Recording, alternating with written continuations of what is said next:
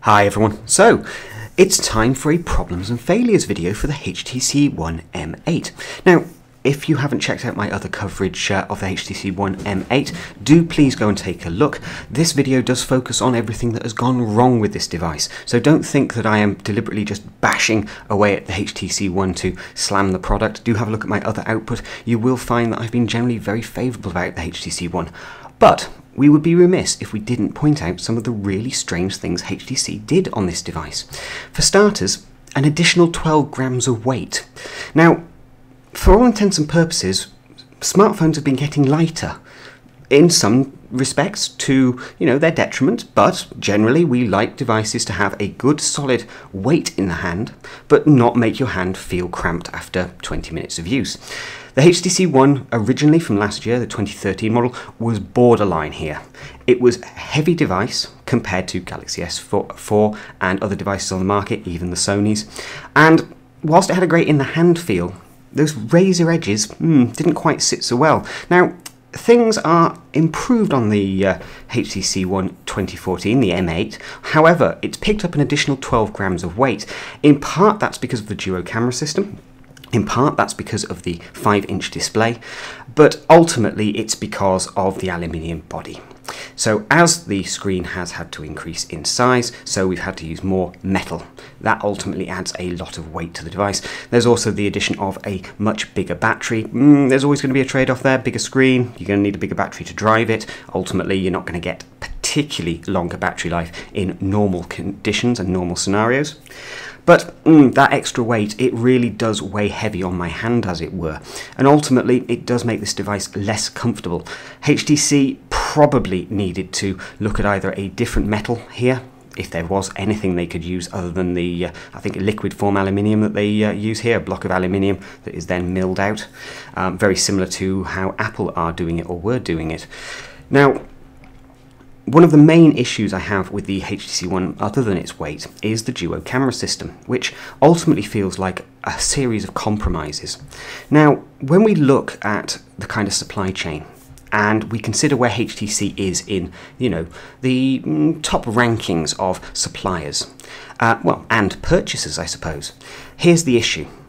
HTC simply do not sell enough units for the manufacturers who provide parts for mobile phone makers to even bother with. So when HTC picks up the phone and it says, right, we want some camera modules, generally speaking, it's got a couple of choices. It can go directly to a manufacturer and have something built bespoke, or it can go to a general pool of manufacturers who are producing sensors, lenses, optical image stabilization systems, and so on, and you can buy them from the open market. That is to say, oh, you've got 100,000 of those you've manufactured, we'd like to buy those.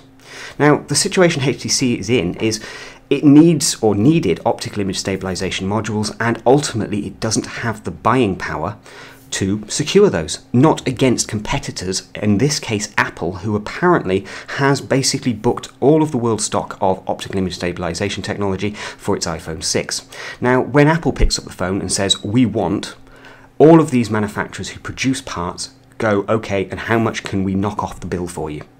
Because Apple has so much buying power that it will drop 100 million on, a manufacturing run of some camera modules, and it wouldn't bat an eyelid about it. For HTC, those 4 million modules just aren't worth it.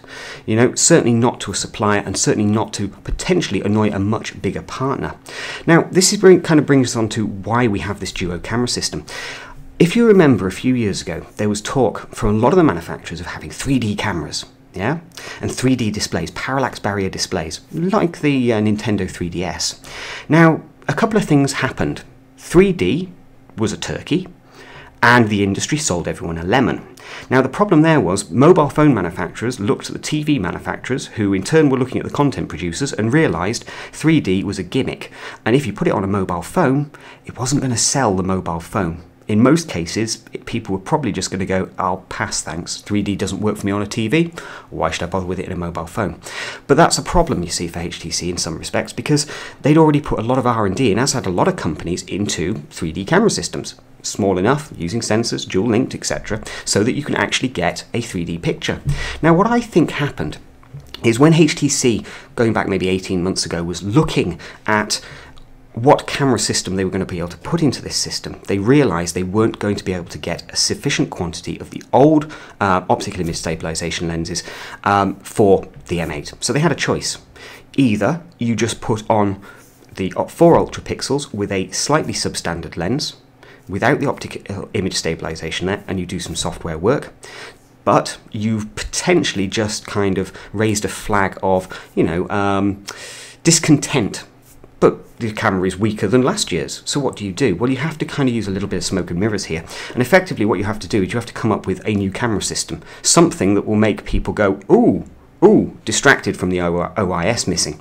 And that's where we have this dual camera system. And if you look at it, it draws directly on 3D camera technology. For all intents and purposes, it is a 3D camera system, but without the parallax bit going on in software. So instead of taking 2 images and then combining them in a parallax effect to give us our depth of field, effectively what we're doing instead is we're using the depth of field data and attaching it to just a single image. It's quite interesting. But for all intents and purposes, this is the 3D camera system that we were hearing about a few years ago. It's been repurposed, ultimately to make sure that HTC doesn't appear to have suddenly fallen behind the market.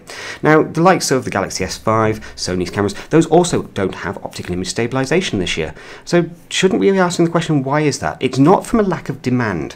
If you're serious about photography, everybody accepts that OIS is absolutely key, especially on mobile phones. And even on things like DSLR cameras, people want the OIS. You pay more for it. Obviously, it's a high-tech piece of equipment, but ultimately it is the thing that we should be demanding on our smartphones, on our cameras, and so on. So the question is, why have all of the world's manufacturers suddenly not using this technology? The simple fact is, Apple's taken it all.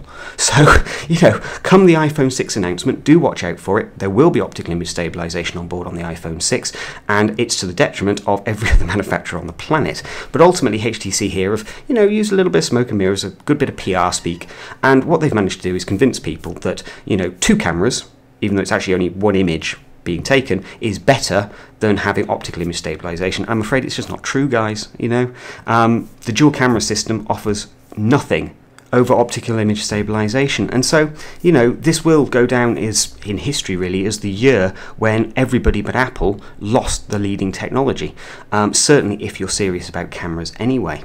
Now let's come on to another topic within the HTC One, which is its software suite, because whilst on some respects we kind of look at the software that comes on mobile phones, we think to ourselves, oh, it's so bloated, why did they have to install that, why did they have to install that? HTC's problem is it's kind of gone the other way, and actually it could do with some software features, to hopefully differentiate itself a little bit, because a lot of the time when you look at its software suite, it kind of just appears like a Chinese manufacturer. One of the third-party guys who's just assembling parts. Other than the premium feel of the actual hardware, software-wise, this could just be sensed by a third-party Chinese manufacturer like Oppo or someone like that. There's nothing here that screams premium, frankly. Even blink feed feels just a little bit wet behind the ears, I think is the word to use. It just doesn't quite have that premium feel. Now, next coming on to the call quality, because this is an area which actually I thought suffered on the HTC One 2013 as well, and again it seems to be a bit of an issue here.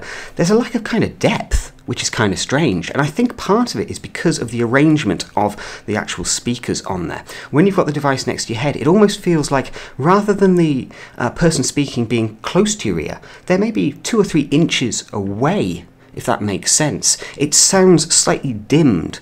Now in part that's just the design of the device, but potentially the speaker could just have had a little bit more bass there, a little bit more low end, and actually I think it would have helped the call quality feel just a little bit more vibrant and, in the room next to you. My opinion is the Galaxy S4 provides slightly better audio quality here than the HTC One M8. But, overall, HTC haven't done a bad job with this device. The things that we're kind of grumbling about, many of them were out of their control. But that said, for the next HTC One, if there is another one, the things that they need to really focus on is optical image stabilization in that camera, lose some weight, definitely lose some weight, because this device is borderline now unusable for a large majority of people for a long period of time. Fine for just picking up a quick phone call, quick bit of browsing and so on, but if you want to play games on it for, you know, half an hour to an hour at a time, the weight does get to you after a while.